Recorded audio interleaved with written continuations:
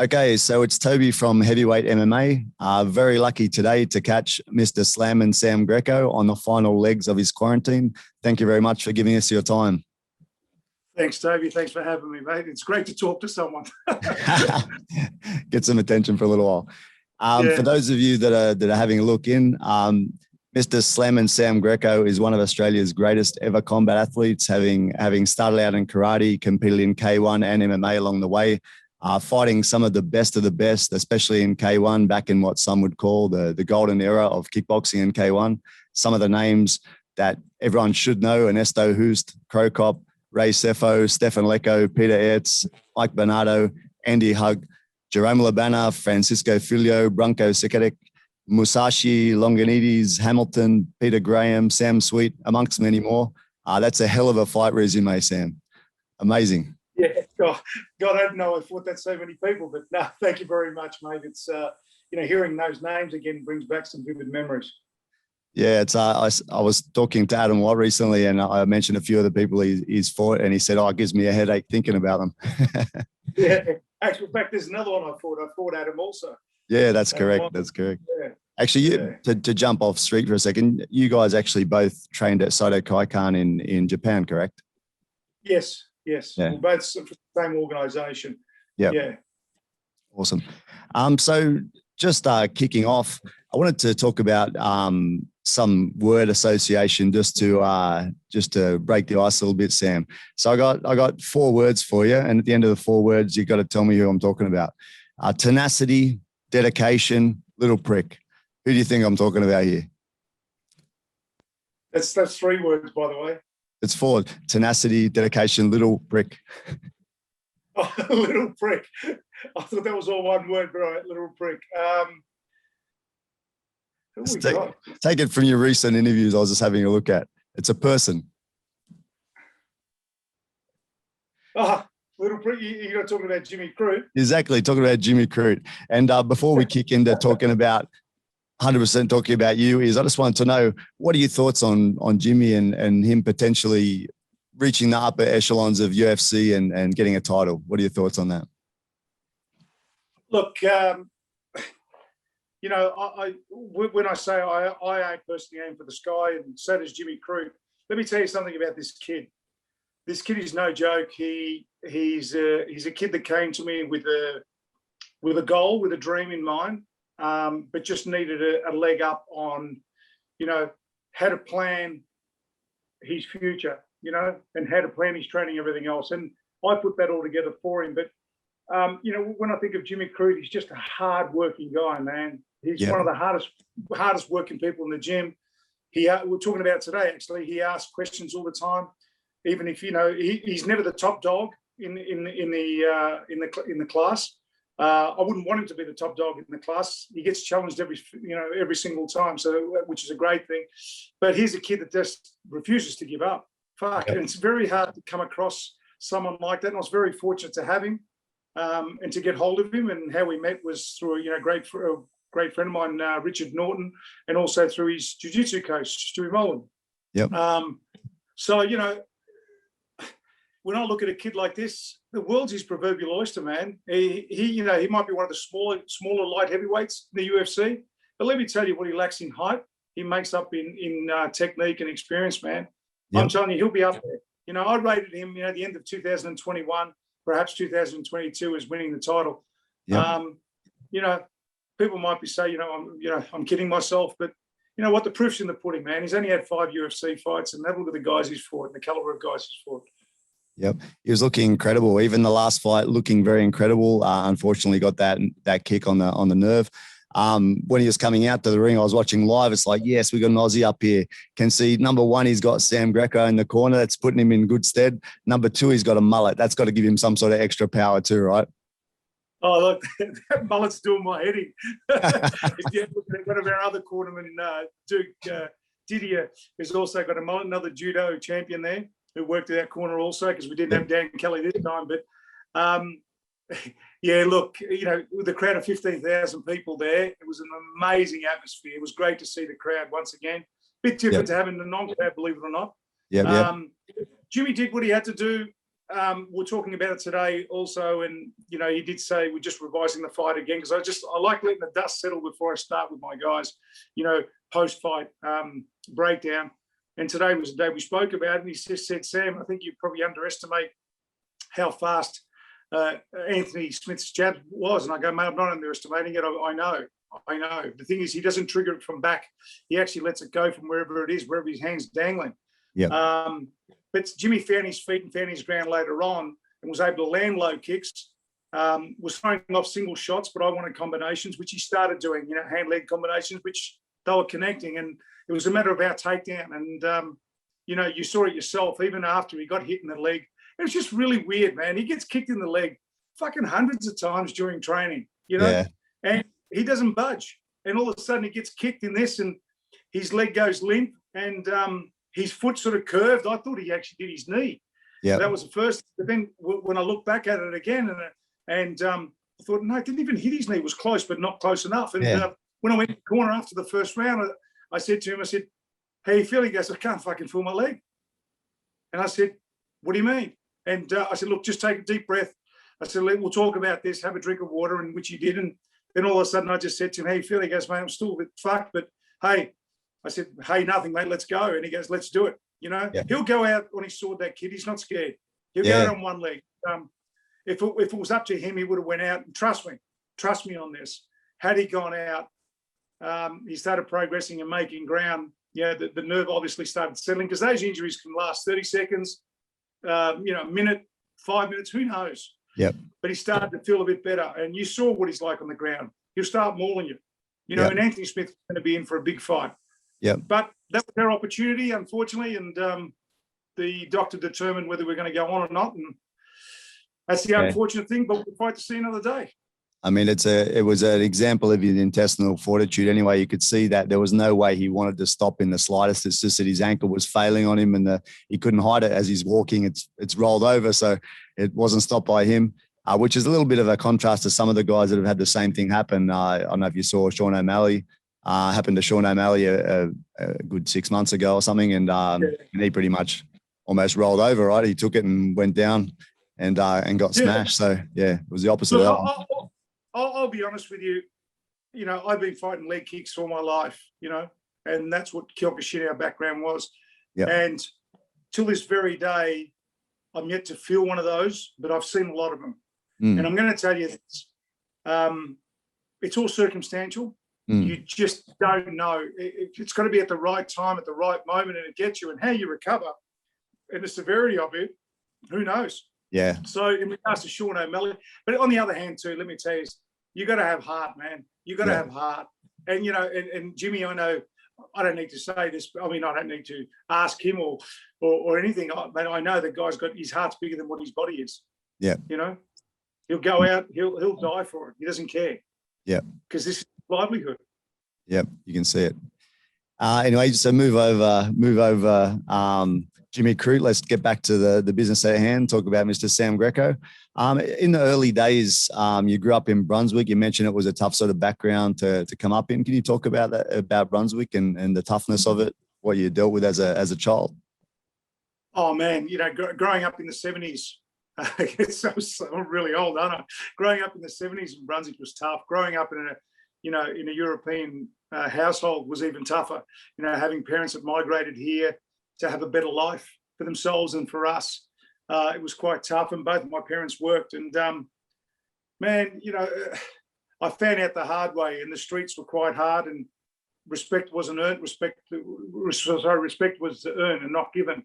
Yep. And I don't think there was a day that went past that it wasn't, a fisticuff somewhere along the line. Not that I was always involved in one, but I try to keep my nose as clean as possible because I feared my dad more than what I feared anyone else on the streets. Yep. But it was just super, super tough, man. The environment, we didn't have computers. Our form of communication was, one of those dial-up phones that I had to either ring from home or from a phone box. So the form of communication was quite hard. But the friendship, I must admit, the friendship was what was really strong in those days. Yep. And just then you mentioned your father and respect and whatnot.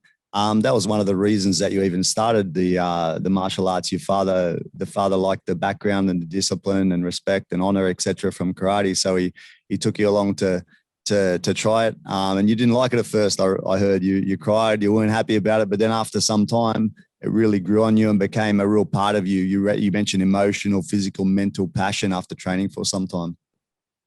Yeah, look, I disliked it. My sister was doing it at the time, and he thought it'd be a good idea because my dad was strict in the right way, not in the wrong way, and he wasn't shy giving me a backhander if I deserved it. Let me tell you.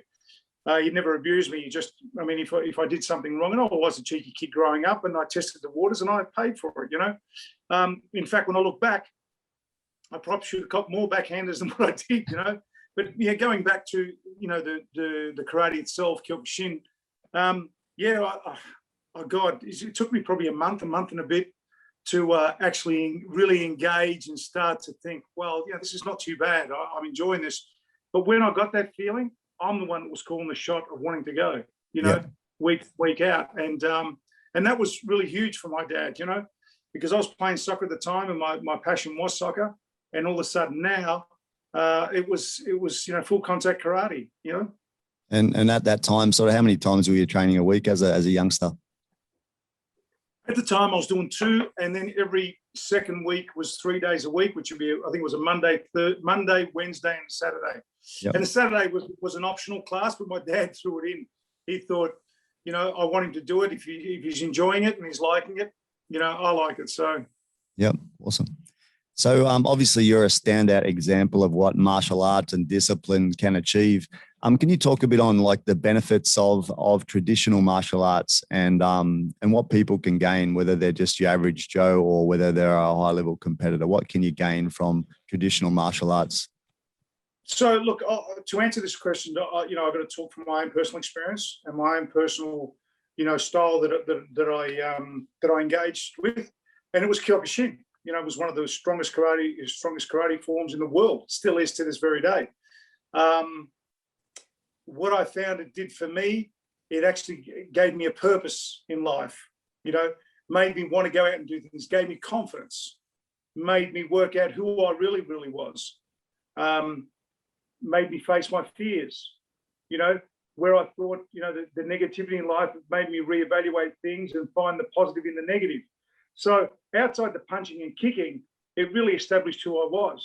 And it made me the person I am today. And it really is a structure, the discipline, the integrity, the honor involved in there when it's hardcore traditional karate. I mean, man, you can't beat that. You can't buy that. You've got to go through the process, and you need to trust the process. And that I did. And that's where I am, and that's why I'm talking to you today. Yep. And just something that's crossed in my mind a little bit is, the training these days, a lot of people are just straight into kickboxing, straight into MMA, straight into boxing, and they don't have that holistic sort of martial arts experience where they might be learning that real hard style of physicality and everything, but they might be missing a little bit of the side of the morality behind it or the honor, etc.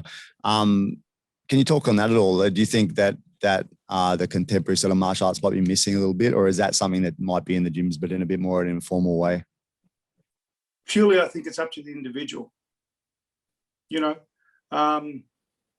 when I say up to the individual, if the individual wants to learn and wants to understand about discipline, integrity, honor, and everything else, he will, irrespective of where he starts, whether it be traditional karate or just an MMA gym, for argument's sake, or jiu-jitsu, whatever it may be. But it's all also about the people you hang around with too, and the people you train with. If everyone's on the same page and everyone, if you've got a group of disciplined individuals, it's very hard not to be disciplined in that class, full stop. Yep. So the apple doesn't fall far from the tree in there. So as again, I say, I was very fortunate to have a karate background. Would I suggest it to people today? Hell yeah, I think it's important, but irrespective of what you do, because the sport has evolved so much, it's all about, unfortunately today is all about, creating black belts. Fuck, man, it took me ages to get my black belt, and when I did, I thought, wow, that was it, but it wasn't. It was actually the fucking beginning. Getting my black belt is when I actually started learning. Yeah. Because that's when you really got to go back and teach and start understanding things. So, yeah, look, again, I say it's up to the individual. You know, you want to learn, you want to be part of it. You know, you want that discipline. You know, if you're involved in, that's what I say to people, when you go out and want to join a club or a class of some sort, do your research. Make sure you know where you're going. You know, have an understanding of who teaches and what their background is and so on, and then make your choices. Yep. And Sam, you mentioned about talking about motivation. You mentioned that you had a strong drive, that you didn't want to disappoint yourself or your family with your training. And you mentioned a quote, "I can deal with failing, but I can't deal with not trying." Also, you've known and worked with many fighters and students. Can you talk on motivation and where it comes from for yourself in particular? Look, you know, for me, that quote is exactly that. You know, I can deal with failing in life, but I can't deal with not trying. I can't live with myself without trying. You know, I prefer, you know, if I'm running a 100-meter race against, you know, Usain Bolt, man, I'll give it my best shot, you know, but I know that I probably won't catch him, but I'm going to finish that fucking race either way at the fastest possible time I could ever do, you know. So the thing is, I'm not afraid of getting in there, getting, you know, down and under and getting dirty. I'm not afraid of failing, but I'm fucking shit scared of not trying, man, because I've got to walk away. I mean, I'll give you a classic example. I say this to most of my fighters. I said, you know, it's so important the way you train, you know, in fight camp leading into a fight. If you know you've put in all the work and you've done everything possible, you left no stone unturned, and you go into the fight, and you beat your opponent, irrespective of how you beat him, you pat yourself on the back, you come back to the corner, we regroup, and we say, well done, you know, all that hard work paid off, right? You know, so you actually won the fight. But to go into a fight, when I say half-assed, to not give it your all, knowing that you could have done better, you know, and you start walking off with your head down thinking, fuck, you know what? Geez, I was unfit by the third and fourth round. Perhaps I should be doing more running and so on. Man, there's no room for excuses. There's no room for excuses. That's why I'm saying, you know, if you prepare to, if you fail to prepare to fail. You know, all those quotes, all those sayings are great, but you've got to believe what you're saying. Yep. You know, people always say, geez, you work hard, Sam. I won't do otherwise, man. I won't do otherwise, because I want to be a role model for what I do. And Jimmy's exactly the same, and all my other fighters are exactly the same. One of my biggest things I tell my guys, if you don't have it inside you, there's the door, man, go. There's no problem. You know, go get yourself a great job that you don't have to wake up every morning with a busted nose or a busted eye. It's a tough caper, man. Yeah. Only the strongest fight. Exactly. And you just mentioned then about the lead up to fights being very important. And I think it's a part of the fight game that's largely missed because everyone focuses on the actual fight itself, right? Especially the fans and all we see is people fighting and maybe a bit of social media of the training. So can you talk about the importance of the actual training side, the lead up to the fight, and then and maybe just go into a little bit of what you'd probably expect as a general rule, the training of a pro MMA fighter to be for a week example? Look, first of all, in terms of what the crowd see, you're right. You're 100% right. You've hit the nail on the head. The crowd see an end result, whether it be a win, loss. And if it's a win, they'll say it's easy. If it's a loss, they'll say he's a bum, whatever it may be. They're armchair specialists now. As a professional fighter, and I tell my guys too, don't get entangled in that. Do not get entangled in that. You know exactly how hard you've worked. I mean, I'll give you an example. My guys, normally, even myself, leading into fights, there's at least 8 to 12 weeks of training, you know, but we don't get fit in camp. We get fit out of camp. So before that 12-week starts, our fitness has already started. So we come into camp about 75% fit, 80% fit, ready to go. We don't want to be overfit because you don't want to burn yourself out either. And you build that extra, 20 to 25% while you're in camp. But camp is about, it's about showcasing, and it's about developing the niche of the techniques. What you need. I mean, I do a breakdown on all Jimmy's fighters, and any one of my guys, whether it be male or female fighting, I do a full breakdown: strengths, weaknesses, repetitive techniques, head positioning, even the way they move the most. And so I look at all that. I break it right down. Then I sit with I sit with my fighters and we go through it. So there's a lot of planning that takes place behind the scenes that people don't see. And it is a head fuck. But guess what? If I don't do that, I'd feel guilty. You know, I want to leave the hard training to my guys. But as a coach, for argument's sake, I'll do all the nitty-gritty stuff that they don't see, but they hear of. Yep. Right? Then I get them to view it and I get them to break it down also. It's just in case I've missed something, and so we're always on the same page. But, you know, we're getting ready for a fight. You could train 200 hours for a fight that could last 10 seconds, could last 10 minutes, could last 25 minutes. Who knows? Yep. But we always, when you prepare for war, there's no time. Yep. You prepare, that's it. Yep. There's no two ways about it. You know, yep. And you never say die. So all that 12 weeks, in case 12 weeks, starts narrowing off as the fight gets closer. But by then, physically, you should be at your premium, you know, at your best. And mentally, you should be even stronger than what you are physically. You know, I've seen a lot of guys go into fights being physically fit, but mentally they're weak. Let me tell you something as a professional fighter. You know, I've had 147 fights across, you know, a lot of disciplines. And let me tell you, I don't give a shit what people say. And I've been fit as. Physically, you do break down during a fight. Mm. It's your mental fortitude that takes you to that next level. You know, that will to never give up, that will to push through at all costs, that will to win, that desire, that hunger. So that all that starts channeling in. And once you've got that, we've got the complete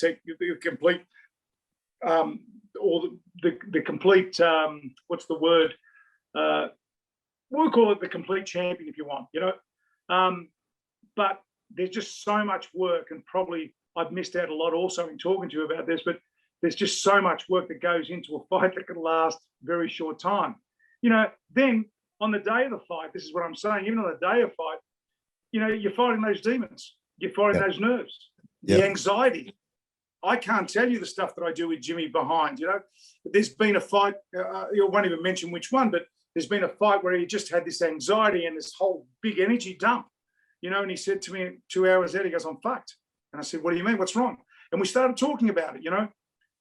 So here I am, the trainer, the fatherly figure, the mentor, the coach, you know. I regroup, I take him away and I sit him down and we talk about exactly what I've just spoken to you about all the hard work we've put in, the reason why we're doing it, you know, and you're doing this because you enjoy it. So I take him through this whole process and I make him relive it for the next 10, 15 minutes, you know, and all of a sudden we do this whole breathing technique, and all of a sudden he takes his deep breath and he just drops it and he goes, "That's exactly what I needed." So all that stuff, if you can't control your nerves, if you can't control your anxiety, you've lost half of the fight already. Yeah, well, he's with the right man to coach him on these things, having been fighting in front of crowds from 30,000 to 70,000 people in the arenas in Tokyo. And you actually said yourself that on two sides, on one side, you draw energy from the crowds when you're walking out thinking they're here to see me fight. So this is a good positive way of turning that around. But you also mentioned what you just said about having anxiety, that people having anxiety, you had anxiety, but when you got in the ring and things started to go, punches started to flow, you would lose that anxiety once you're in there. How did you personally deal with that sort of nervousness? Do you know what? Again, I'm going to go back to the whole thing about knowing that I've done the work. You know, when you honestly believe that you have done the work, and you've left no stone unturned, that anxiety is short-lived. And once that first punch goes, you unleash that first punch, that's it. Everything just settles out. We're in for a war now. Let's go. Let's rumble. And I really start to enjoy it. And when I enjoy it and when I'm relaxed, that's when I'm most dangerous. Yep. So, you know, as a heavyweight in K1, you know, I was one of the fastest heavyweights in K1 history, you know, at 110 kilo, 107 to 110 kilos. And I've always been renowned as that, you know, even when I fought in MMA. So, you know, you can't afford, I call anxiety, as much as I don't want to use the term negativity, but I draw the positive out of that, if that makes sense. If you can't control it, and if you don't control it, and it controls you, that's like letting your opponent dictate the fight. Yeah. In fact, I'd like to talk about that quickly, like just your positive mindset. I think it's a good thing. You mentioned about trying to think, in essence, trying to approach situations with a glass is half empty type of attitude, glass is half full type attitude rather than glass is half empty. Like you mentioned something about COVID in one of your interviews, etc. Like trying to make the most out of situations. Can you talk on that a little bit? Because I agree it's a very strong sort of motivating factor to be trying to be positive in life, right? Well, one of the biggest things, I mean, you said that, glass half full or half empty. Mate, it's personally the way you want to see it. One of my greatest quotes that I quote, even through my PT, my personal training business, the fight business, whether I'm doing motivational speaking, is one of the key elements I always say. I look around and I've spoken to thousands of people on stage. And one of the biggest things I look around at people and I say to them, if you think you can or you think you can't, you're always fucking right. So what's it going to be? Yeah. And the moment I point my finger at people, they're like, oh, okay, I think I can. So stop thinking that other shit. And this all came about. I was personal training a young girl one day. I'm not a young girl. She's what, mid-40s, and we're doing box jumps. And literally the box was no more than probably 30 centimeters. Yeah. Size of a ruler, standard ruler. And I said, well, come on, we're going to do some box jumps. And I said, I need you to jump up there. She goes, I can't do it. And I looked at her. I said, what do you mean? She goes, no, I'm going to fall. I'm going to hurt my shins. And I said to her, come on. I stood in front of the box, and I said, give me your hands. I said, let's try this. She goes, I can't do it. Honestly, it took me 15 fucking minutes to get over this.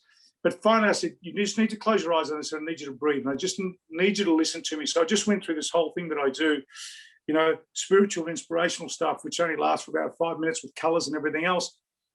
I said, open your eyes, take a deep breath, look at me straight, look at the box first, then look at me, and just say, I can do this, and jump. She jumped up on the box, and she started shaking, and she started crying. And I said, stop that, get down. And I said, I need you to do another 5, go. And she's gone bang, bang, bang, bang. She's done 5. She says, I have been trying to jump boxes for the last 15 years of my life. My biggest fear was falling. And I said, if you believe it so much that you're going to fall, guess what? You will fall. So the old saying is, if you think you can or you think you can't, you're always going to be fucking right. Yeah. I'm going to get out in the morning and think I can. Simple. Hey, have you spent a bit of time with Peter Graham? Because that's one of his favourite quotes too, he mentioned. Oh, was it? Yes. I didn't know. Peter's a nice guy, man. He's a good bloke. That's funny you mentioned it as well. Hey, you just mentioned about box jumping, and it just pops into my head something you also said in another interview about some of the trendy sort of exercise techniques that people are using now, the things that you were using back in the 80s, like kettlebells and sled pushing and that. Can you talk on that a bit? Because that's kind of interesting. I never heard of them being used so early. I mean, I used them late 80s and 90s especially. My strength and endurance coach was just ahead of his time, we were doing all band pulls, tire pulls, sled pulls, car pushes, and all that explosive plyometric stuff then. That's why as a heavyweight, I was always encouraged to be the most, I want to say the strongest, but one of the fastest because of all this stuff that I was doing. And when I look at people today using kettlebells and bands and everything else, and I say, oh, we used to do that in the 80s and 90s. They go, oh, bullshit. That's the truth, man. That's the truth. And, I look back now and we're ahead of our time. And I'm so grateful. That, I was able to find trainers to give me the edge, And same with my karate. I remember speaking to my instructor at the time and saying, do you mind if I go to a boxing class? Do you mind if I go to a kickboxing class? And even though they were traditional and some of them used to get their nose out of joint, I was going not because I wanted to change, it's because I wanted to learn from the best, And I knew that if I went out of my way and out of my realm and out of my circle to learn from the best, I'd always be the best. Yeah. So, we're definitely ahead of our time. But, the sport today, it's a lot more scientific. Yeah. Did we have it during our days? I think we had what we had. I thought I was ahead of my time. I'd say, yeah. But today it's so intricate. Man, it's so scientific, even with supplementations, even with nutrition and dieting and weight cutting and all that. Even in our group, we've got the best of the best and we need it because it can make or break you. And just talking about what things have changed as well. In the past, back in the early days, would have been a bit more difficult to travel. And in your time, you've traveled to Japan, other places to compete and to train. Just running what you think the benefits are of that for the contemporary fighters, your modern day guys, to travel around and train in Thailand, Japan, the States, etc. You think that's a good thing to do, or do you think we got everything at home, or what are your thoughts? No, look, I'm very open-minded with things. I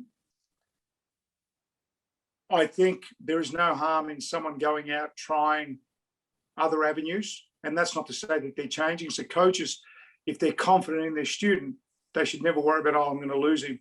You always want the best for your student. So, I was fortunate that I had trainers that worked with me, not against me. So I think the contemporary guys of today, if you can get out, it's good to stay within your own circle, yeah, but as long as the only time you don't go out and start traveling everywhere to do is if your trainers go out and have got their finger on the pulse elsewhere.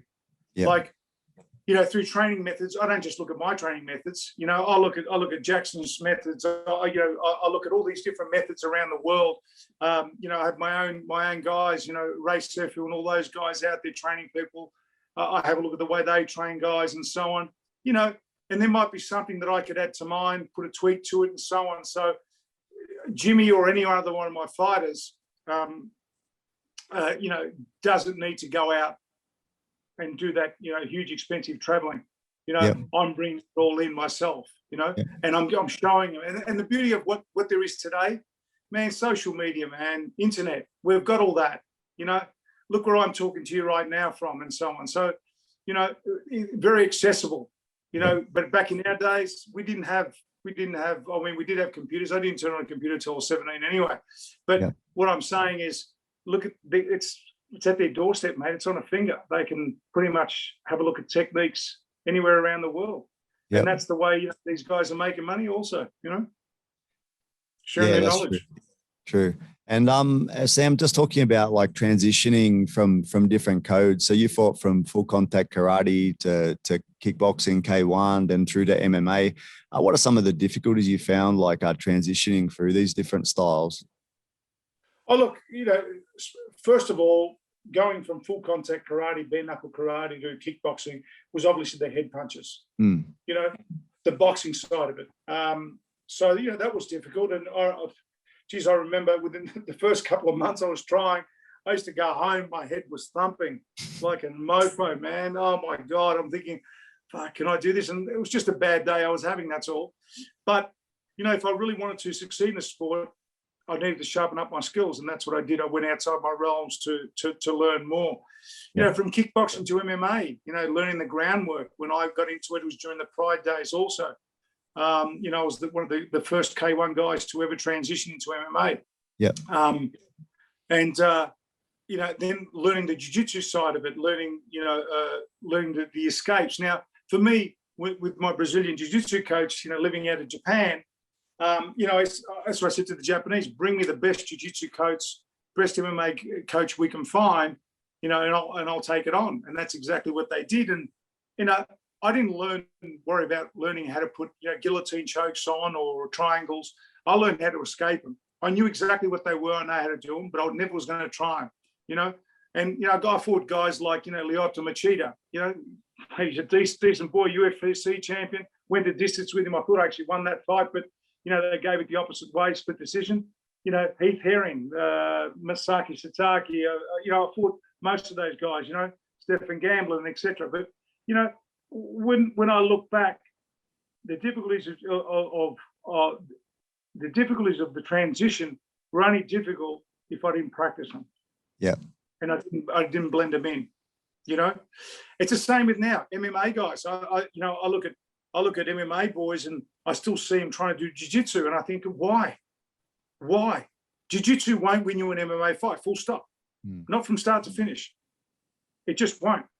It's the blend of everything. And you've got so many disciplines.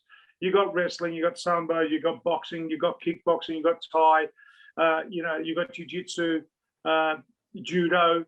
There's just so many intricate stuff involved. Is it one of the best sports around?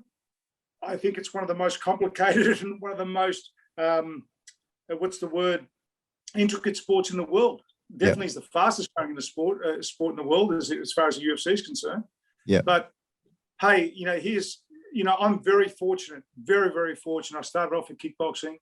Started off with karate, went to kickboxing, went to MMA, did professional wrestling also, practiced jiu-jitsu, wrestling within itself, so I went across all disciplines. I'm very fortunate. I've done that whole circle of martial arts life. Yep. And I'm still currently involved. Yep. True. And just that jumps me through to something that I wanted to ask you was about so the current state of MMA, particularly UFC, being that combination of everything. Do you see that as possibly the ultimate test of martial arts, or the ultimate test that they could be under sort of controlled circumstances, to test all these different styles and different things together, the way they all work together? Well, look, that's pretty unfair to actually say that, because MMA is a style that involves every single discipline. Taekwondo requires its own discipline. Yep. Kyokushin requires its own discipline. It'd be unfair to say that to athletes. I think is it a true test? It's a true test to those involved in MMA. Yep. Yes, it's a true test for those involved in Kyokushin within itself. That's what the true test is. It's like saying, I know this is a shocking example. That's like saying, Logan Paul and Mayweather, who are fighting. If Logan Paul wins, is that a true test of that he's the best boxer in the world? Yeah. Do you know what I'm saying? Yep. It's not. It's not. Yeah. But within itself, I think in MMA, between all the MMA athletes, directly MMA athletes, yes, it is a true test. Yep. And just talking about those competitions, the old K1 Grand Prix tournaments and the early UFC days had that had the format of, example, 8 fighters come together, fight up to 3 times to determine a winner. What are your feelings on this type of event? Obviously, it was super exciting, obviously very physically demanding and a hard sort of hard slog to get through. What are your thoughts on this as a fighting format? Well, I've done it numerous times, man. I did it numerous times. One of the hardest fucking tests of my life. Yep. Physically is one thing, emotionally and mentally is another. It's just another dimension, man. Yeah. A lot of people will go out, and I've been there, and I can tell you categorically, when I first started winning my first fight, I thought that was my last fight, but it wasn't. It was just the fucking beginning. Yeah. So it's to me, it was one of the ultimate tests. Yeah. Of a human being in the fight game. And do you believe it's something that would be good if they brought it back in, say, for example, of UFC, bring in 8 guys on one night, throw Jimmy in there to the lines as well, and see who comes out on top? I'll tell you something. It'll really separate the men from the boys, let me tell you. Yeah. Because it's not an easy feat. It's one of the hardest things I've ever done in my whole life. You just got to come off your first win, and hopefully you don't get banged up, or you don't go the distance in nearly every fight, because by golly, if you're not mentally fit, you're not going to get through. That's why I'm saying physically you'll break down, but it's your mental fortitude and attitude that's got to take you through. Yeah. I was quite fortunate because Kyokushin, there was times where I had 5 fights in one day. Wow. So I knew I wasn't far from it when I was introduced to it in kickboxing, But if it's your first time, well, yeah. And then so that leads on to another thing. So you've got your current big name fighters, especially again in the UFC. Are there any of those guys that stand out to you that have a karate background, kind of show that the karate can be adapted and used in that sort of realm, in that combat sport? Guys like Stephen Thompson or Robert Whittaker, I guess, has got some karate background as well. Well, those guys that you mentioned, you got Wonder Boy, and you've got Whittaker, but obviously they're not current. I'm talking about GSP. I'm talking about Lyoto Machida. Yep. I think let's not misinterpret what I'm about to say. It's not all about the physical punching and kicking. You'll see a lot of those guys that we've just spoken about, right? They're not really vocal, are they? True. They're very down to earth. They're very disciplined. Yep. So you can appreciate the difference of what we've been trying to say about, what traditional karate does to you. Yeah, that's a very good point. That's why, when I brought this up before, it's very hard to explain, but now that you've mentioned it, you look at those guys, the GSPs, Lyoto Machida, myself, Rob Whittaker, and Wonder Boy, very humble, but hard, And that's the mental and the way they carry themselves. On the physical side, what are some of the attributes you see that are very useful from potentially a traditional karate background to a cage fighting MMA? I personally think, when you look at guys like the guys I've mentioned, the Machidas and the GSP, the balance, the tenacity, the balance, that's such intricate technical accuracies, that the guys have got, because, I know myself, doing a technique wasn't doing it, hundreds of times, like doing it 10,000 times, man. A perfect technique, just keep doing it and doing it and doing it and doing it and doing it and doing it day in, day out. It becomes part of your DNA. You do it, it just rolls off without even thinking. And you're looking at pinpoint accuracy. And that's what those guys that I've mentioned you have. Yeah. And the way they cover ground too seems like unusual when you compare to the standard seems to be people learn Muay Thai, boxing, and then learn the ground fighting and go in. The way that the karate guys cover ground is a different type of explosiveness and speed, right? Yeah, they do. You look at Wonder Boy and probably Rob Whittaker have got a similar style. They're bouncing in and out, even though they're different weight divisions. Actually, and come to think of it, Lyoto Machida probably the same. Yeah. GSP was a bit more, not so much in a straight line, was just a bit more free flowing. Yeah. Than all of them, and very agile. But you're right, they cover ground, but it was interesting for them to cover ground. It wasn't about them making that big jump. It was all that small, intricate movement that you and I don't see, or the naked eye wouldn't see. If you didn't know about it, that they were doing it, you wouldn't know. And we in terms of the fight game, we talk, when you take someone's ground, we talk about that as taking real estate from them. So we try and take as much real estate as we can until we narrow them off, and then we go bang, explode. So those guys were very, very good at it. Until this very day, are still very good at it. Yep. So. Okay, Sam, so just a couple of things to finish up. I've heard you talk quite a bit about some of the life lessons, partly related to martial arts, partly related just to general life, about creating your own path, creating your own wealth, your own luck, and taking calculated risks to get there. Can you talk on that a bit? Just your sort of advice to people on doing that, creating their own path in life? Yeah, look, one of the biggest pet hates is when people say, they see you do something, they go, geez, you're lucky. Fucking rubbish, I'm lucky, man. You create your own luck. You make your own luck. You make your own destiny. No one drags you out of bed and takes you and makes you go for a run down the street. You do it because you want to do it, because you have a purpose in life. And one of the biggest things I say to people is, when people say, oh, I'm struggling, I'm doing this, I'm doing that. One of the biggest things I go, stop there, just stop. Let's just wipe all that. It's like me talking to you right now, Toby, and you're telling me about, you find it hard to get motivated, and, I can't do this and I can't do that. And blah. I go, stop there, Toby. Let me ask you something and see if you can answer me right now, Toby. Who are you? What do you represent? Yeah, it's a big, you can't answer question. it. You can't answer it straight away. Exactly right. You need to go away and think, because we don't think of these things, and that's called reevaluate. That's called reevaluating yourself. Like you service your car, like you look after yourself mentally. You need to look after. You need to reevaluate.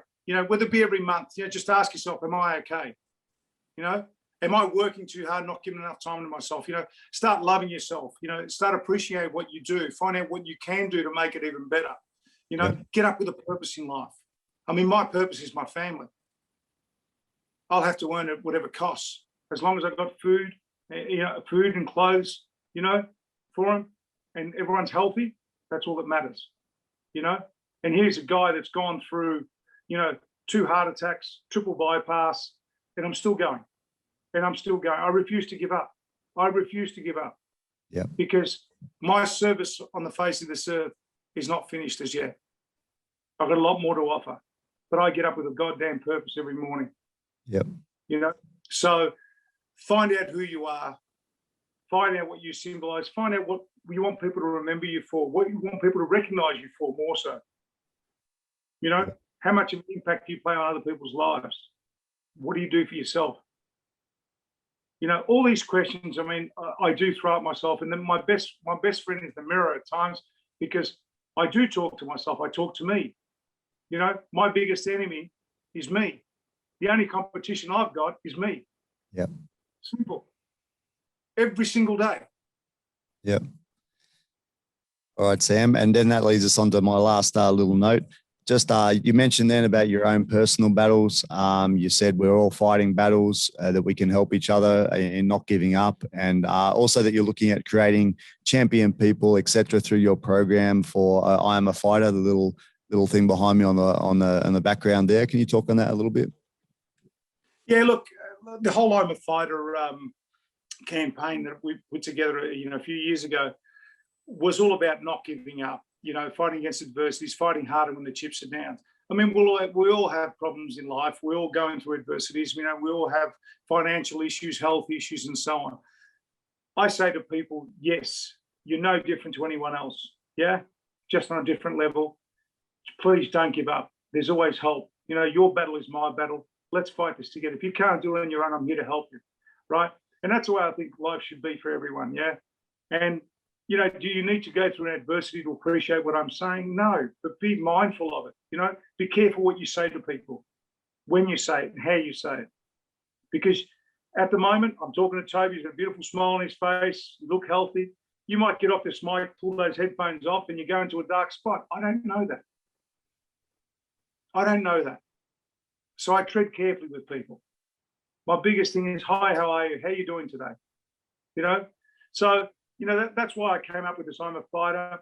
A lot of people say, I can understand because you're a fighter, Sam, you're a physical pugilist and so on. It's got nothing to do with that, mate, or very little to do with that. I mean, I love the association with the word fighter, because for me, being a fighter, like I said to you before, it's not about the punching and kicking. It's about the fact that I'm not going to give up. That's all it is. Yep. That's all it is. And that sort of stems back to me growing up as a kid. My dad wouldn't allow me. If I failed, if I ran off, fell over, my dad would say, come on, son. He'd give me his hand and he'd say, get up, right? And he goes, well, take it easy. There's a rough surface there. Run on the flat surface. So, oh, okay, Dad, here I am. I'd take off again. Wouldn't listen to him. I'd fall over again, And now I've hurt myself and I'm looking around for him, see if he'd give me his hand. But from a distance, all he said was, mate, get up now. I'm not helping you. And I found a will. Where there's a will, there's a way. My dad used to say to me, son, if you ever hit the floor, if you ever hit the ground, right, and you open your eyes and you can see some form of light or daylight, he goes, you can get the fuck back up and continue on with life. Yep, that's great. Well, that's a nice way to finish up. And speaking of light, mate, I would say that you've made my day and brought a bit of light into my day, getting to speak with the legend himself, Sam Greco, having come up watching you back on the VHS and admiring your techniques and your tenacity and you fighting overseas in Japan and whatnot. Very, very amazing to actually sit here and share an hour together. So thank you very much. Mate, thank you. And like I said, I hope those viewers that are listening or will be listening enjoy the podcast. And if they want to hook up on my website, samgreco.com.au, or they can go to my Instagram or Twitter at samgreco_K1. So look forward to hearing from you guys. I hope you enjoyed it once again, and thank you for the opportunity, Todd. Great. Thanks a lot, Sam.